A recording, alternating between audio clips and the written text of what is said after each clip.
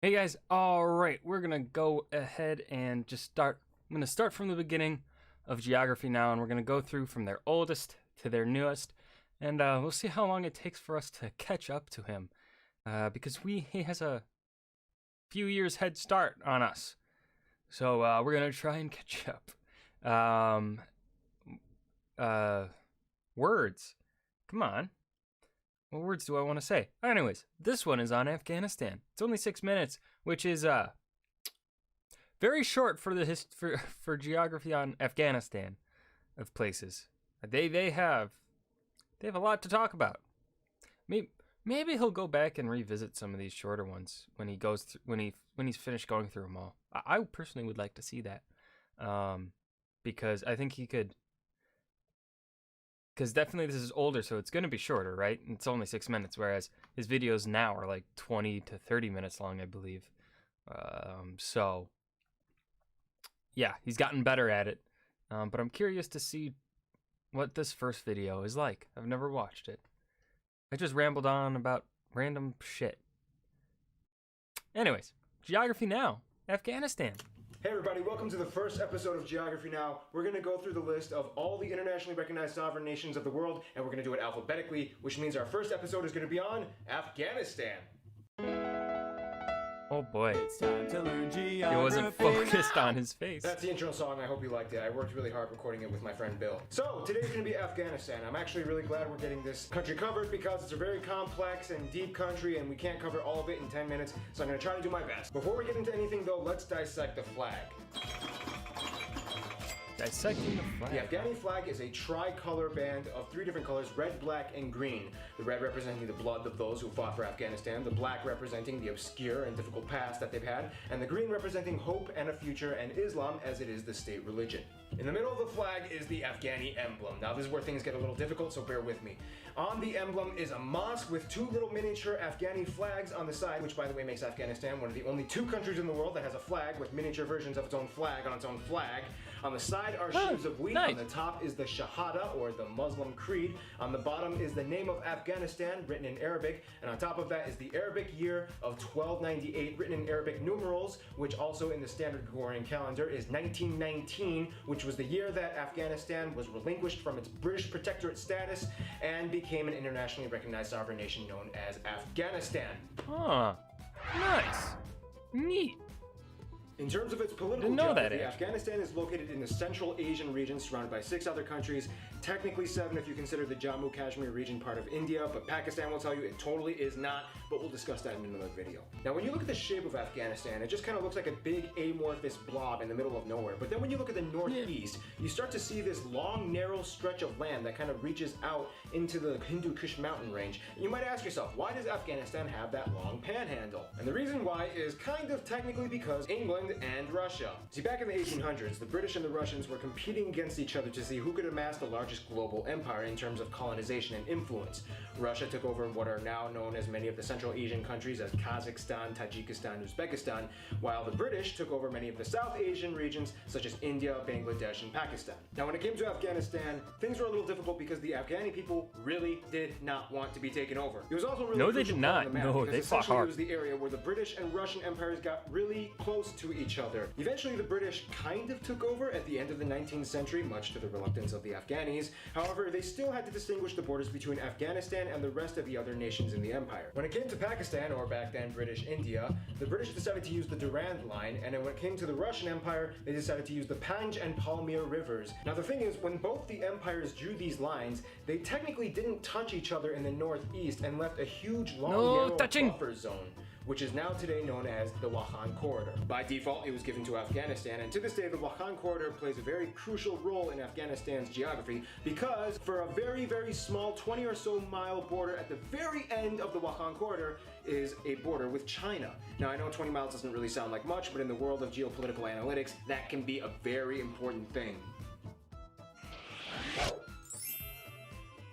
Now, when it comes to geography. physical geography, Afghanistan has a large, vast array of different kinds of landscapes. However, the large portion of the country is actually mountainous, with the Hindu Kush mountain range dominating the northeast regions and the central regions of the country. In fact, the snowmelt from these mountains accounts for the vast majority of the complex, immense river systems that flow throughout Afghanistan, allowing their country to have lush green valleys where most of their agricultural sector can be found. Now, despite all the rivers and water reservoirs, Afghanistan still remains a relatively dry nation. In fact, the further south you go, closer to the Kandahar region, almost immediately after you pass the Dori River, you hit the Sistan Basin, which is basically what geologists speculate may have actually been a... That's a very stark contrast between the two areas. And that is totally a former lake. That has to be a former lake, yeah. Oh yeah, just the way it looks like it was once a big lake.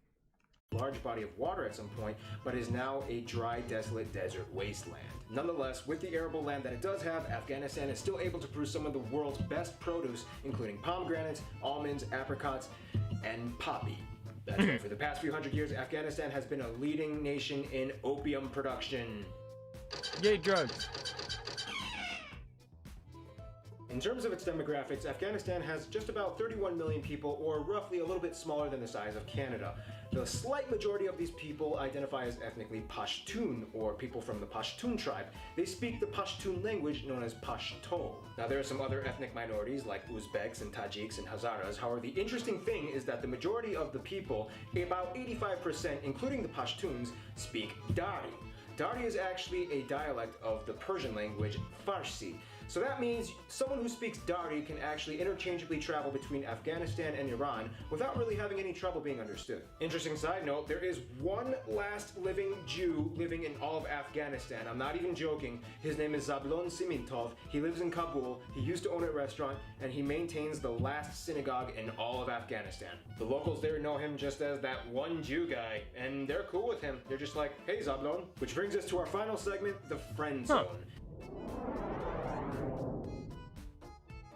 Afghanistan has a very interesting way in how it interacts with other countries. Now, because of the whole language thing, Afghanis and Iranians have typically kind of had somewhat of a cultural similarity and resonance with each other. However, they also have had some controversy. Now, Pakistan and India are the biggest business partners of Afghanistan. However, again, there's some drama there as well. Now, when it comes to their best friend, Afghanistan considers Turkey their best friend. They've cooperated with each other peacefully for over 100 years, and there's an old Afghani saying, no Afghani was ever killed by a Turkish bullet, and no Afghani trained by a Turk ever betrayed his country. So in conclusion, I guess this is the last segment, never mind. Putting aside all of the modern day controversies, Afghanistan is actually a very beautiful country with a very rich and vibrant yet often hidden cultural and historical past that very often goes overlooked. And that's our objective here at Geography Now.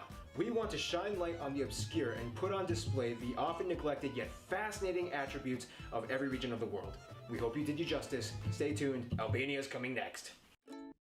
I want to see, this was a good video for, like, obviously their first fucking dive into, you know, this style of format, right?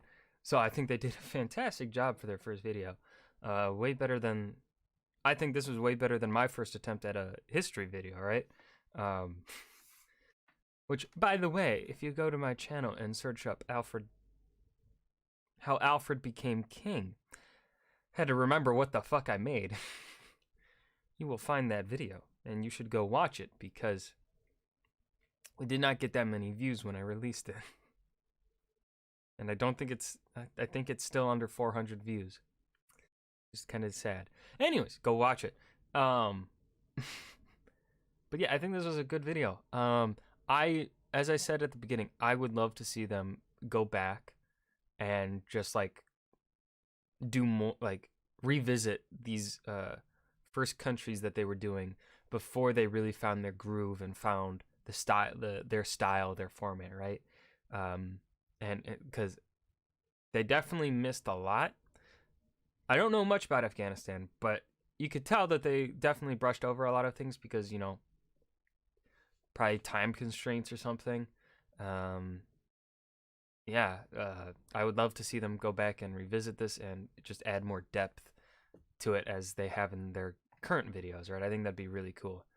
Yeah, that is gonna be Geography Now Afghanistan. I hope you guys enjoyed. Remember to hit that like button and subscribe for more, and I will see you guys in the next video. Peace.